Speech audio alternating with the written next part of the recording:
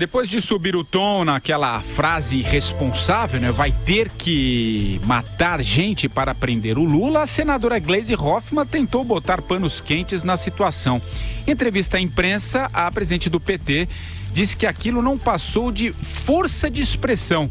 Segundo ela, aspas, somos da paz e vamos em paz a Porto Alegre. A senadora explicou ter usado a expressão como uma demonstração do quanto Lula é amado pelo povo brasileiro. Questionada sobre a possibilidade de o protesto se tornar violento, ela afirmou que a violência pode ser infiltrada e que cabe inteligência policial detectá-la e não ao partido. Os ânimos no petismo parecem exaltados. Depois de a própria Gleisi pedir desculpas pelo que disse, o senador Lindenberg Farias gravou um vídeo reiterando a fala da presidente petista. Ele divulgou o material ontem à noite nas redes sociais.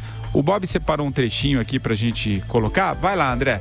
Pessoal, eu defendo que a gente tem que ter uma outra esquerda, mais preparada para o enfrentamento, para as lutas de rua. Chega, não é hora de uma esquerda frouxa, burocratizada, acomodada. Eu falo isso que eu quero dizer que eu concordo com a posição da senadora Gleisi Hoffmann, presidente do PT, que elevou o tom do discurso, dizendo que nós não vamos aceitar. E é esse o recado que a gente tem que dar. Nós não vamos aceitar que eles consigam implementar a segunda etapa do golpe. A primeira foi afastar Dilma. Agora é impedir Lula de ser candidato. A gente tem que falar grosso. Ô, Andreasa, e aí? Vai lá, vai. Mesma coisa, enfim. Se vira. Antes eu queria me corrigir, né? No meu último comentário, eu falei doeu no meu ouvido, não deu para me consertar. Eu falei, vamos se educar. Talvez eu não consiga mais fazer o programa diante da vergonha de ter dito isso. Então eu me corrijo antes que alguém me corrija. Vamos nos educar. É uma vergonha. Nossa Senhora. É por isso que eu digo que fazer rádio é minimizar os erros, né? Não é acertar, é minimizar as lambanças. Aliás, é o que a gente tenta fazer aqui. O Andreasa... Não, claro, alguma coisa ainda sobre isso, porque eu ia só, a gente estava falando do Bretas e dentro disso que a gente acabou de colocar aí, o vídeo do Lindenberg, você vai falar, o Bretas criticou o vídeo, ele no Twitter, a gente estava falando dele, ele escreveu o seguinte, é só uma impressão ou há senadores da República conclamando grupos de pessoas para os atos de violência? Não creio que isso seja um padrão racional do Estado democrático de direito. É isso, né? Concorda com o Bretas? Concordo, claro. Não gosto de juiz falando em rede social, mas concordo, é isso mesmo. Quem conhece o Lindenberg Farias é o povo de Nova Iguaçu, né? Onde ele foi prefeito.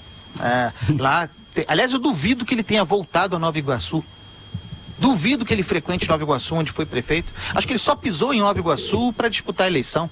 Morava na Zona Sul, era prefeito de Nova Iguaçu e morava aqui no Rio, em outro município. É duro. Tem algumas coisas nessa fala do Lindenberg que merecem destaque. A tal da outra esquerda, queremos a outra esquerda. Já existe, é a linha auxiliar do PT. São os bate-paus do MST, é o pessoal do PSOL, é o pessoal do Guilherme Boulos, é essa outra esquerda que ele tem por modelo. Essa que depreda patrimônio público e particular. Eu gostaria de saber do senador da República, é muito grave um senador da República falar em luta de rua. O que é lutar na rua para o senador da República? É uma pergunta que ele precisa responder. Esclareça para o brasileiro o que é lutar na rua. Que luta de rua é essa a que o senhor se refere? Outra coisa, não vamos aceitar a condenação de Lula significa o quê? Vão estabelecer um governo paralelo? Um tribunal paralelo? Já existe, né? O que mais? O que isso significa? O senador da República, o senhor então vai se desligar? Vai renunciar ao seu mandato? Porque se você não aceita uma decisão judicial, você está afrontando o Estado de Direito, afrontando uma instituição. Mas, no entanto, continua senador? Com os benefícios que o Estado lhe dá? Que as instituições lhe dão? Que a justiça lhe dá? É isso, senador? Não dá, não é admissível. Tá? Não há nada pior em Gleisi Hoffmann que não possa ir ainda mais fundo no poço em Lindenberg Farias. Madu, você? realmente, vamos começar do princípio, né? Se o Lula é assim tão querido pelo povo brasileiro, tão amado, idolatrado, defendido, por que é que ele não vai e faz reuniões em praças públicas, em locais abertos? Por que que ele não viaja em avião de carreira? Por que que ele não circula livremente pelos restaurantes, pelos lugares? Ele só pode frequentar lugares onde ele é cercado por acólitos, né? Por seguidores fanáticos do PT. Se ele é tão amado pelo povo brasileiro, né? Se ele precisa ser defendido pelo povo brasileiro, ele deveria circular livremente pelas ruas. Ele nem precisava segurar, seria carregado em triunfo nos ombros pela população.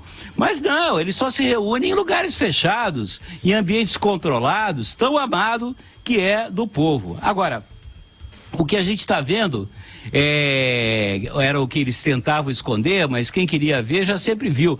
É o lado facínora do PT. Né? O PT tem um lado facínora, o mesmo lado do PT que assassinou o Celso Daniel, né? O Toninho de Campinas, o lado do PT que rouba, é o lado do PT que é capaz de conclamar sedição popular, né? Colocar o Brasil em guerra civil para atender única e exclusivamente a sua sede insaciável de poder, né? É esse tipo de atitude, essa verdadeira esquerda aí que o Lindinho, né? Que o senador da República, Lindenberg Farias, se refere, foi essa esquerda que ampliou, né, que colocou o Brasil nos anos mais terríveis, justificou um aparelho de repressão que lhe sacrificou milhares de brasileiros, né, inocentes. É essa mesma esquerda aí do Lindinho, né, que quer implantar uma ditadura no Brasil, né, que para eles a democracia é um valor burguês, é uma coisa desprezível. Eles se usam da democracia para fazer esse tipo de discurso. O senador Lindenberg Farias, pelo que ele está pregando, a senadora Gleisi Hoffmann, que agora tenta botar panos quentes, eles tinham que estar sendo processados, né, por estarem incitando a violência. Ô Luciana, e você, o que você achou da fala do Lindenberg? Olha, o PT adotou essa semana um tom mais moderado, mas parece que vai radicalizar de novo. Então, a sinalização que a gente tem é de que o objetivo seria realmente tentar aumentar o apoio popular, causar indignação para os petistas, para que as manifestações sejam mais vigorosas na semana que vem. Apesar disso, a avaliação que se faz na área de inteligência do governo, na área de segurança, é de que não há sinais de que vá ocorrer problema na quarta-feira lá em Porto Alegre. O ministro da Justiça amanhã vai no Rio Grande do Sul e deve se encontrar com o presidente do TRF para ver se é preciso, por exemplo, um apoio de mais homens da Polícia Federal. Pelo menos por enquanto não há nenhuma sinalização nesse sentido. Legal. O Andreasa, rapidamente para você que ainda... Você quer falar alguma coisa sobre isso? Quero, é o seguinte, para pedir aos outros que falem grosso, é preciso falar grosso antes, né? Dá o exemplo. É verdade. Andreasa, então você que fala, né, afirma que o Lula não vai ser preso, olha só, hoje o Procurador-Geral da República, o Maurício Gotardo Gerum, não vê motivos para pedir a prisão cautelar do ex-presidente. É o que afirma uma nota divulgada pelo Ministério Público Federal na tarde de hoje. O procurador afirma que, em caso de condenação do petista, qualquer medida relativa ao cumprimento da pena seguirá o andamento normal da execução penal, não havendo razões para precipitá-la. O MP e o próprio TRF4, né, Andreasa, já disseram que ele não será preso no dia 24. Agora, ele ainda será preso ou não mais? O que você acha, Andreasa? Eu já falei aqui, já insisti nessa tese, já escrevi sobre isso. Acho que o Lula jamais será preso. Jamais. Será condenado em segunda instância, terá todos os recursos jogados, todas as chicanas possíveis. E, olha, ainda tem um negócio da ficha limpa, hein? A revisão da ficha limpa que está sendo costurada no Supremo Tribunal Federal e que pode aliviar a situação do Lula, ou seja, que acabe com a possibilidade de cumprimento de pena confirmada em segunda instância a sentença. O que O que isso quer dizer? O que eu vejo, inclusive na sentença do Moro em primeira instância? Uma excessiva prudência em relação à ideia de grandeza e de riscos institucionais e de mobilização nas ruas do ex-presidente Lula. Esse tipo de manifestação preventiva, não será preso, vamos aguardar os recursos, tem que ter cuidado, dá ao Lula, ou oferece ao Lula, ou fortalece no Lula a certeza de que ele é inimputável, de que ele é um sujeito diferente na República, que não é igual aos demais. E é simplesmente um ex-presidente da República. Pisa hoje no mesmo solo que qualquer um. Não tem nenhum resguardo judicial especial para o Lula hoje. Então por que todos esses cuidados? Esse cenário, no entanto, que se cria, considerando o fato de a gente estar no ano eleitoral e de o Lula se colocar como candidato e sem dúvida nenhuma fará de tudo para estar na urna em outubro, e se não puder disputar, não poderá muito próximo da eleição, esse cenário de politização extrema cria as condições para que ele seja jamais preso. É isso que nós teremos, anomalia, um ex-presidente da República, um cidadão condenado, com a condenação confirmada em segunda instância, condenado nos outros processos que há contra si, no entanto, livre. É o que teremos, não esperem outra coisa. Madu, você... O meu vaticínio é um pouco diferente do Andreasa. Eu entendo o Andreasa. Eu acho que ele concordaria, né? Pelo desejo, o Lula estaria preso, mas pela análise dele, ele acha que não, o Lula escapa da prisão, né? Eu penso um pouco diferente. Eu até acho que essa prisão, por exemplo, e a recusa da Justiça em conceder a prisão domiciliar ao deputado Paulo Maluf já mostra uma tendência de se prender o Lula. Uma ideia de que mostrar para a sociedade, para o mundo, que no Brasil a justiça é igual para todos. Ou seja, condenado em segunda instância, levadas, tomadas todas respeitando todas a ordem burocrática, mas enfim, ele pode não ser preso imediatamente, mas será preso, inclusive para que se no futuro você possa julgar. E se for o caso de condenação, você vai aprender Sarney, Romero Jucá, Renan Calheiros, Jader Barbalho, Eduardo Cunha, Zé Dirceu, Aécio Neves e quem mais estiver envolvido, condenado em primeira e segunda instância, em crimes contra a sociedade brasileira. A justiça no Brasil tem que valer para todo mundo.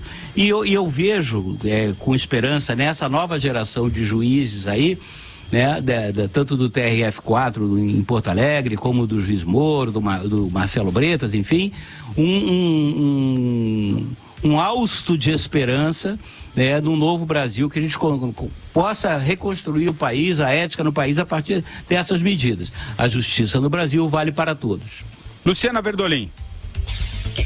A justiça realmente vale para todos, mas a gente costuma ouvir muito aqui no Supremo que quem tem bons advogados ou consegue postergar muito essa prisão ou consegue, os recursos são infindáveis, acaba não indo nunca para a cadeia. Isso está mudando, essa sinalização está mudando, mas existe ainda ninguém aqui em Brasília acredita muito na prisão do Lula, apesar dessa chiadeira toda, desse círculo que está sendo feito pelo PT. Agora, vale lembrar, o André até disse que pode ser que o Lula seja proibido de concorrer muito perto das eleições. O temor da Justiça Eleitoral é que mesmo sem autorização para concorrer, o nome dele, o retrato apareça na urna eletrônica, o que vai causar um problema aí no processo eleitoral de outubro. Aliás, rapidamente ainda nesse bloco, antes da gente ir para a nossa primeira parada, para encerrar esse assunto, uma notícia importante também, acho que rapidamente a gente pode dar uma pincelada.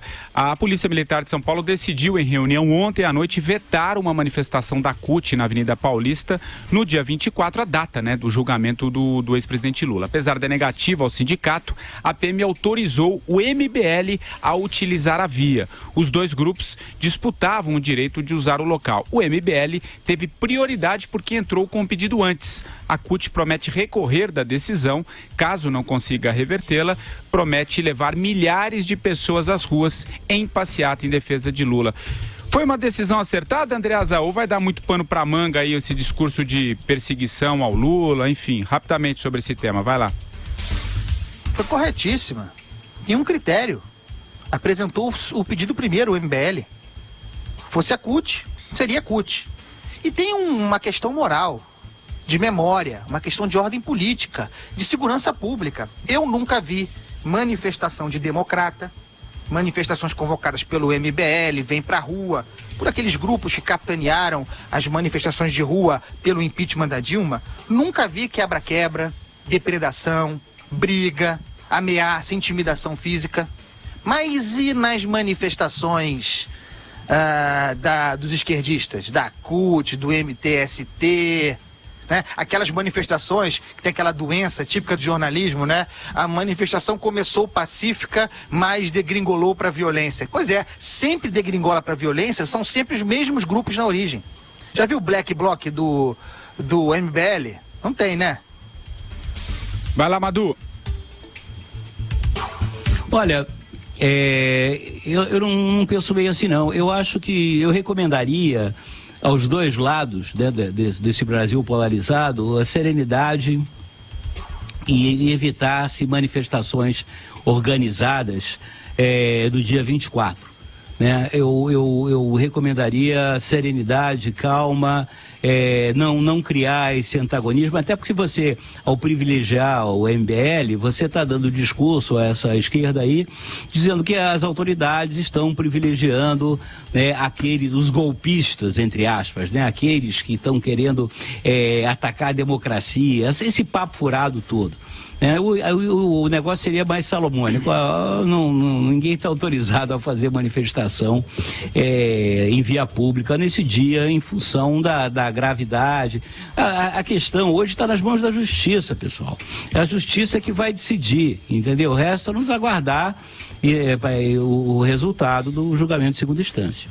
Aliás, Luciana, a CUT promete recorrer da decisão e, como eu disse aqui no texto, caso não consiga reverter, ela promete levar milhares de pessoas às ruas nessa passeata. Mas pelo que a gente tem visto aí do próprio movimento sindical, é difícil reunir milhares ultimamente, não? Como é que você observa também esse movimento aí em Brasília? Deve ter algum ato nesse sentido também por aí? Pelo menos, por enquanto, ainda não tem nada programado, mas assim, a decisão da PM aí de São Paulo está amparada na Constituição, porque o artigo 5º prevê que a manifestação é livre, mas você precisa avisar pelo menos as autoridades, e vale aquele que pedir primeiro. Você não pode fazer uma manifestação que atrapalhe uma outra que já tiver sido agendada. Então, essa questão está sendo seguida em praticamente todo o país, porque as polícias, elas justificam que elas precisam montar os esquemas de policiamento, que você não pode ter dois grupos opostos no mesmo ambiente. Quando tinha manifestação de grupos opostos aqui em Brasília, foi colocado inclusive um tapume na esplanada dos ministérios para que os dois grupos não se encontrassem. Talvez pudesse ser uma alternativa complicada, né? Porque é dia de semana, atrapalharia muito o trânsito, mas a Polícia Militar de São Paulo, realmente a decisão está correta, está amparada na Constituição.